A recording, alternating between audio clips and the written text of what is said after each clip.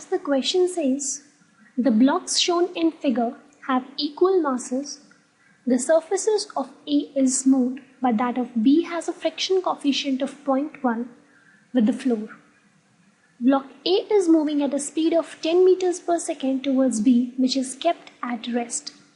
Find the distance traveled by V if the collision is perfectly elastic and if the collision is perfectly inelastic. Now let us suppose that after this collision, the block A moves ahead with the velocity of v1 and block B moves ahead with the velocity of v2, and it covers a distance of b. Now friends, we know whenever there is perfectly elastic collision and both the blocks have equal masses, then the velocities are interchanged. Now initially u1 is 10 while u2 is 0. So finally v1 will be 0 while v2 will be 10. Now friends, we need to find the distance moved by block B if there is friction. So we can simply employ the work energy theorem, which is the change in the kinetic energy equals to total work done.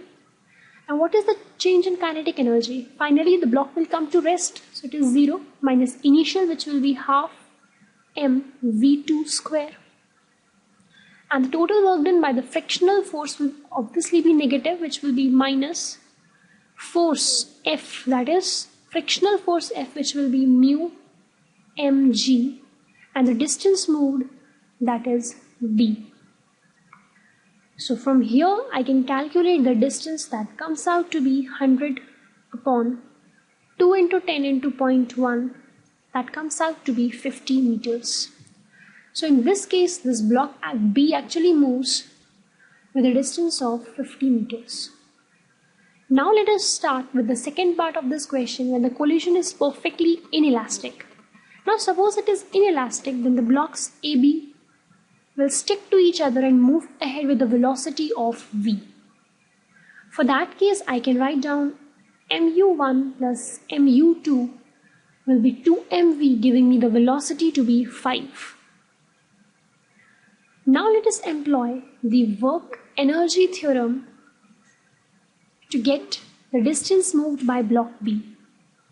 Now we will be having the change in kinetic energy to be half 2m into 0 square, because final velocity will be 0, minus half into 2m into initial velocity, which is v square, equals to minus frictional force, that is mass, into mu g, and the distance, which is d. So this gives us the value of d to be v square by 2 mu g, that is 12.5 meters. Now friends, you may have the question that if the friction is just between the surface of B and the floor, then why are we applying this work energy theorem to both the blocks? Now you can do that with only block B also. This term will become 0 because this velocity will be 0. This will become half m into v square. This 2 will be cancelled, and here this 2 will also be cancelled because only m will be taken into account into work done.